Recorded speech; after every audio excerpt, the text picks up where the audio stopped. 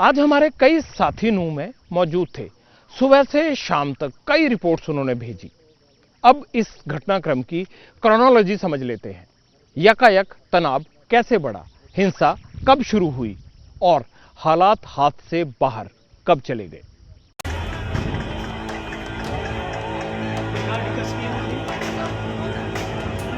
शोभा यात्रा निकल रही थी और वहां उपद्रवी पहुंचे, पथराव किया, गोलियां चलाई और सभी गाड़ियों को, एम्बुलेंस को आग के हवाले कर दिया। जहां तक आप जब तक जो है आप चलते जाएंगे 200 मीटर तक आपको सिर्फ और सिर्फ सड़क के दोनों तरफ जो है वो जली हुई गाड़ियां ही दिखाई देंगी। देखिए अंबार नजर आएगा, एक दो नहीं, यहाँ पर 50 से ज्यादा गाड़ियों को आग के हवाले कर दिया गया। मेन रोड पर जो दुकानें थी, जो घर बने हुए थे, उन सबको निशाना बनाया गया। सामने आप देखिए एक स्कूटी आपको पूरी तरह जली हुई दिखाई देगी, जो दुकान है वो जली हुई दिखाई देगी। सनक का एक लम्हा बरसों के अमन पर कैसे भारी पड़ जाता है। पागलपन का एक पल जिंदगी को कैसे धुआं धुआं कर जाता है। हंसती खेलती जिंदगी कैसे खौफ की बेड़ियों में कैद हो जाती है। ये हरियाणा के नूह और गुरुग्राम से पूछिए। हरियाणा में दो समुदायों के बीच खून खराबे, आगजनी और लूटमार की आग 31 जुलाई को भड़की। शुरुआत नूह की एक धार्मिक यात्रा पर हमले से हुई। 31 जुलाई यानी सोमवार को विश्व हिंदू परिषद और बजरंग दल ने ब्रज मंडल यात्रा निकाली। इसमें शामिल लोगों ने पहले नूह में नलहड़ के नलहरेश्वर शिव मंदिर में जलाभिषेक किया। इसके बाद यात्रा को बडकरी चौक से होते हुए फिरोजपुर झिरका के पांडवकालीन शिव मंदिर और पुन्हाना में सिंगार के राधा कृष्ण मंदिर तक जाना था। लेकिन यात्रा मंदिर से निकलकर 500 मीटर दूर बडकरी चौक पर पहुंची ही थी कि दंगाइयों ने पथराव शुरू कर दिया। गाड़ियों में आग लगाने लगे, हालात बिगड़े तो कुछ लोग जान बचाने के लिए मंदिर लौट गए। इसके बाद दंगाइयों ने मंदिर पर फायरिंग कर दी। जलाभिषेक यात्रा भी शुरू ही हुई थी। मंदिर से करीब 500 मीटर आगे पहुंची थी कि तभी उपद्रवियों ने जो यात्रा थी उसके ऊपर हमला कर दिया। जो पत्थरबाज थे वो बंदूकों के साथ इन पहाड़ियों के ऊपर छिपे हुए थे और जब जो श्रद्धालु हैं वो यहाँ पर किसी तरीके से इस प्रांगण में पहुंचे, अपनी जान बचाने के लिए इन कमरों के अंदर छुप गए। तब चश्मदीदों का ये दावा है कि इन पहाड़ियों से जो गोलियां हैं वो चलानी शुरू कर दी उपद्रवियों ने। मंदिर में फंसे लोगों को तो बचा लिया गया, लेकिन नफरत की आग तब तक गुरुग्राम को चपेट में ले चुकी थी। शाम करीब 6 बजे के आसपास सोहना में हिंसा शुरू हो गई। दुकानों को निशाना बनाया गया। सोहना बाईपास पर गाड़ियों में तोड़फोड़ और आगजनी की घटनाएं लगातार दिखाई दी।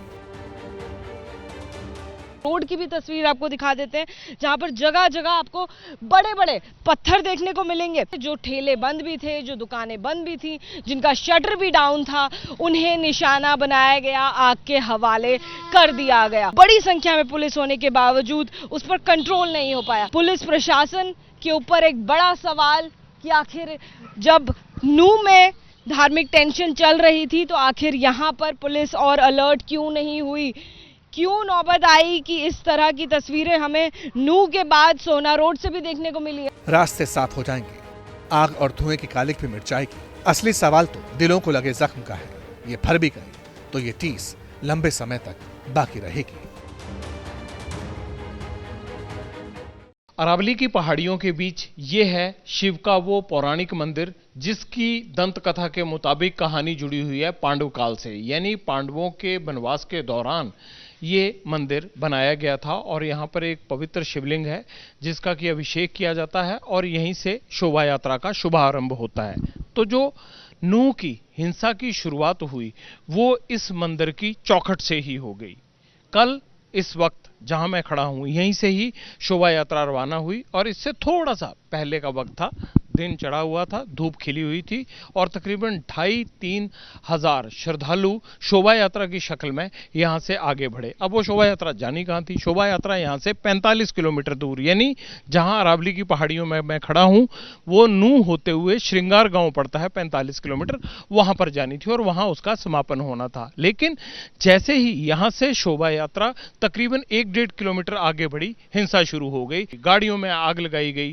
कुछ लोग शोभा यात्रा से भागकर वापस अंदर आए और उन्होंने अपने आप को इस मंदिर के गेट के अंदर कर लिया ताकि वो सुरक्षित रह पाए। लेकिन जो नूह की तरफ आगे बाजार की तरफ थे, वहां पर पहले से ही जिस तरह से प्री प्लान्ड तरीके से पता होता है कि घटना को अंजाम देना है, भीड़ पर हमला करना है, हिंसा करनी है, बाजार में काफी लोग जमा थे और वहां पर भी हिंसा का दौर शुरू हो गया। फिर क्या हुआ? देखते ही देखते तकरीबन 80 से 100 गाड़ियां अगले 5-7 किलोमीटर के इलाके में जला दी गई। हुआ क्या कि एक फेसबुक पर पोस्ट डाला गया और पोस्ट ये डाला गया था कि गौरक्षक दल का मोनू मनेसर इस पूरी शोभा यात्रा में शरीक होगा। बस यहीं से जो है वो ट्रिगर यही था कि मोनू मनेसर इसमें शामिल नहीं होना चाहिए और ये जानबूझकर किया गया है। इसी को लेकर या इसी भ्रम में, इसी शक में, इसी पोस्ट के कारण जो है वो दोनों समुदायों के बीच में आपस में आगजनी और तोड़फोड़ का दौर शुरू हुआ। पुलिस के 2 होमगार्ड जवान इस पूरी हिंसा में शहीद हुए, वो उनकी जान चली गई और 10 पुलिस ऑफिसर जिनमें कि डीएसपी, डीसीपी, एसएचओज, इंस्पेक्टर, ये तमाम लोग जो हैं वो गंभीर रूप से जख्मी हुए हैं, जिन्हें गुरुग्राम के मेदांता अस्पताल में भर्ती कराया गया है।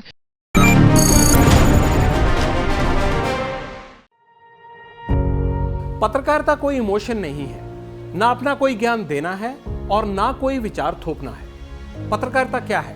पत्रकारिता का मतलब है सही जानकारी इकट्ठा करना और तथ्य बताना। पत्रकारिता आज जितने महत्वपूर्ण दौर में है, शायद पहले नहीं थी। इस दौर से निकलने के लिए सिर्फ सच दिखाने की जरूरत है, वो सच जो आपके हित को आगे रखे। इसलिए अब रात 9 बजे प्राइम टाइम नहीं होगा, ये आपका टाइम है। जगविंदर पटियाल के साथ देखिए पब्लिक इंटरेस्ट, सोमवार से शुक्रवार रात 9 बजे सिर्फ एबीपी न्यूज पर। एबीपी न्यूज आपको रखे आगे।